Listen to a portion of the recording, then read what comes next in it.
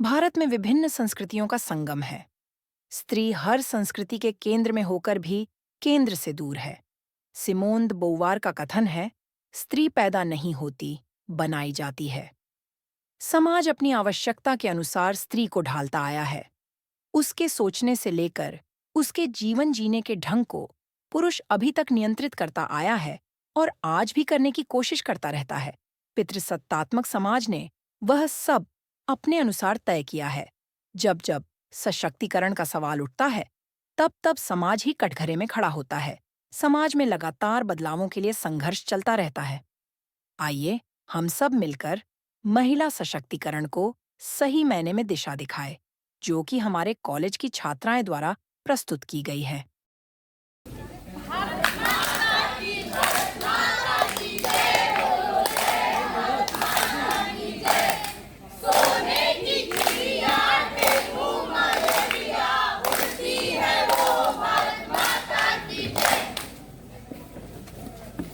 स्वागत है आप सबका उस भारत माता के देश में जहां हर एक व्यक्तियों के साथ अत्याचार होता है।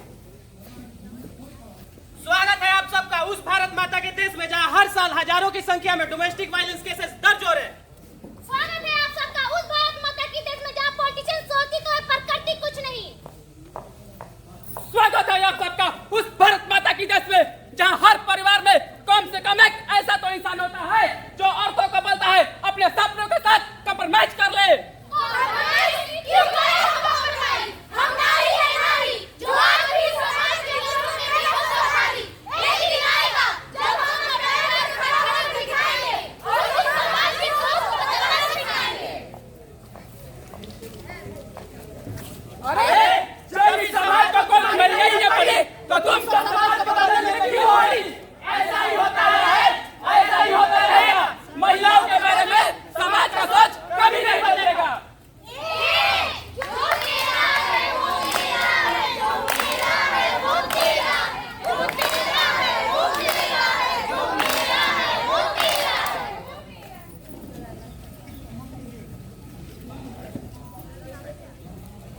मम्मी मुझे पैसे चाहिए। मम्मी मुझे भी पैसे चाहिए। पैसे? तुझे क्यों चाहिए पैसे? मम्मी मुझे मोबाइल चाहिए। मम्मी मुझे मोबाइल चाहिए। मोबाइल? तुझे क्यों चाहिए मोबाइल? डैडी मुझे बाइक चाहिए। डैडी मुझे स्कूटी चाहिए। स्कूटी? मुझे क्यों चाहिए स्कूटी? डैडी मुझे एमबीए करने के लिए अब्रॉड जाना है। डैडी मुझे एमबीए करने के लिए अब्रॉड जाना है। एमबीए? तुझे क्यों करना है एमबीए? अरे बेटा तू अब्रॉड जाकर करेगी क्या? 40 लाख का खर्चा आएगा। फिर तू वहाँ से आएगी तो तेरा रिश्ता तय हो जाएगा। फिर तेरे शादी के लिए मुझे दहेज देना पड़ेगा। फिर तुम अपने ससुराल चली जाएगी। अरे बेटा जब ये बात तेरी शादी पे आके ही रुकती है तो अपनी शादी कर ले और अपनी बाप की दुआएं लेती जा।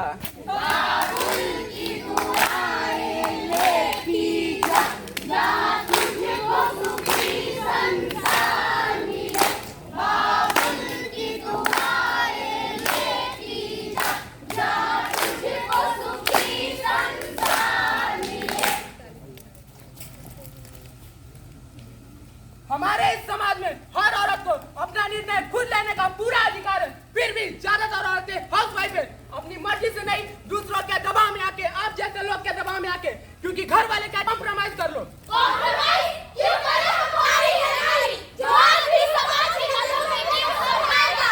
जब हम अपना पैर खड़ा होकर दिखाएंगे और उस समाज की सोच को बदलना सिखाएंगे।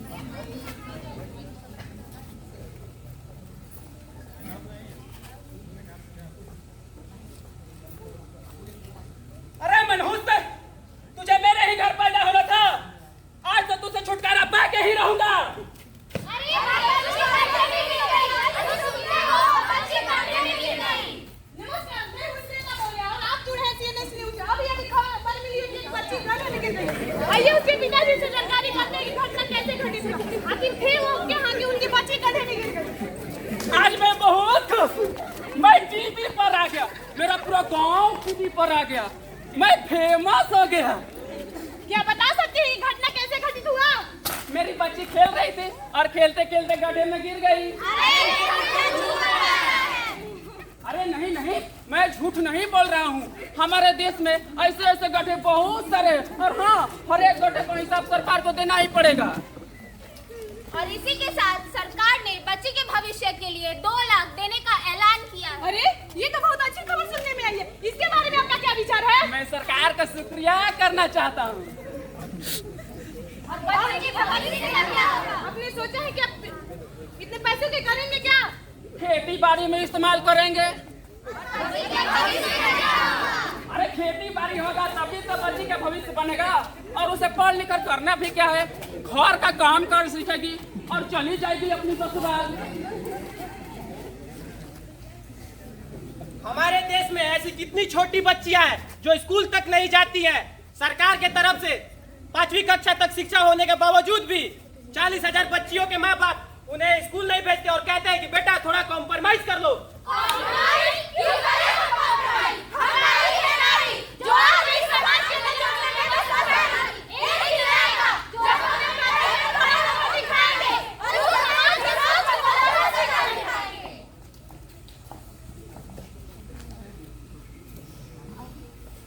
दिल है छोटा सा, छोटी सी आशा, मस्ती भरे मन की भोली सी आशा, चांद तारों को छूने की आशा। दिल है छोटा सा, छोटी सी आशा,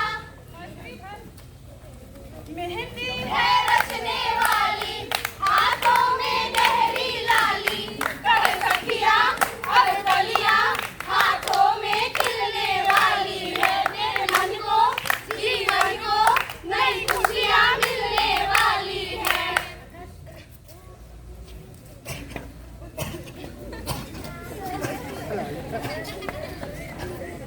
ओम मंगल भगवान विष्णु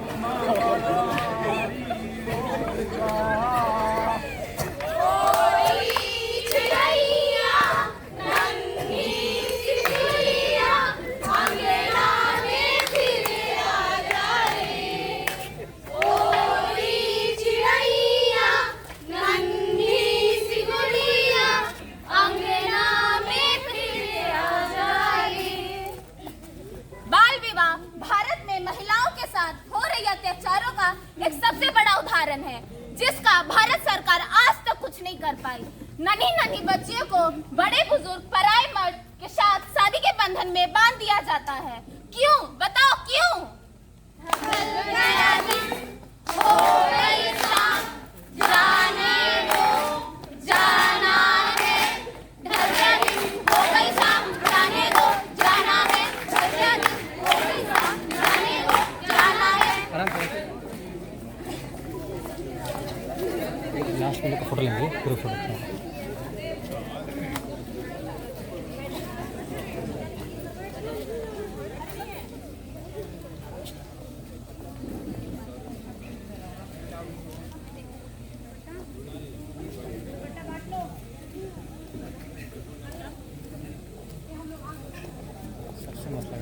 अरे छोड़ो मुझे, बचाओ, बचाओ, छोड़ो मुझे, बचाओ, बचाओ, बचाओ मुझे, बचाओ, बचाओ, बचाओ।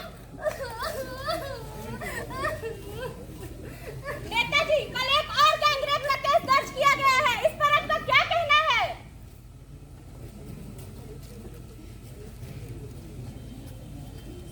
अरे लड़की लड़के के साथ नाच रही होगी और उसका कैरेक्टर भी ढीला होगा और उसने कपड़े भी छोटे पहन रखे होंगे, यानी लड़की चाहती थी कि उसका बलात्कार हो।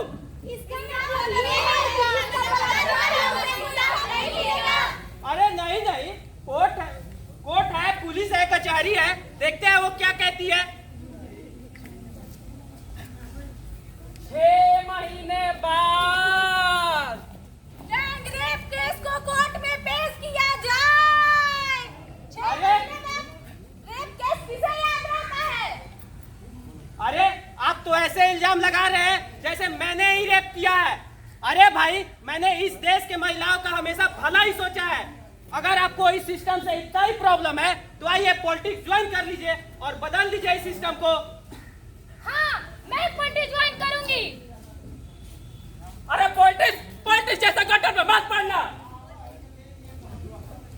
यहाँ लोग आते हैं सिस्टम बदलने और सिस्टम ही उन्हें बदल देता है। हमारे देश में हर साल हजारों से भी ज्यादा बलात्कार होते हैं, फिर भी ना जाने कितने केस दर्ज तक नहीं होते। घर की बदनामी और घर समाज के डर से, क्योंकि घर वाले खुद कहते हैं बेटा थोड़ा कॉम्प्रोमाइज कर लो।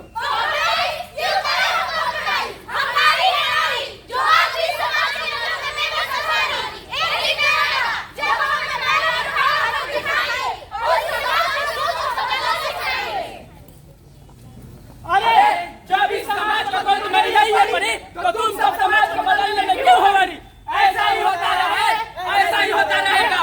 महिलाओं के बारे में समाज का सोच कभी नहीं बदलेगा।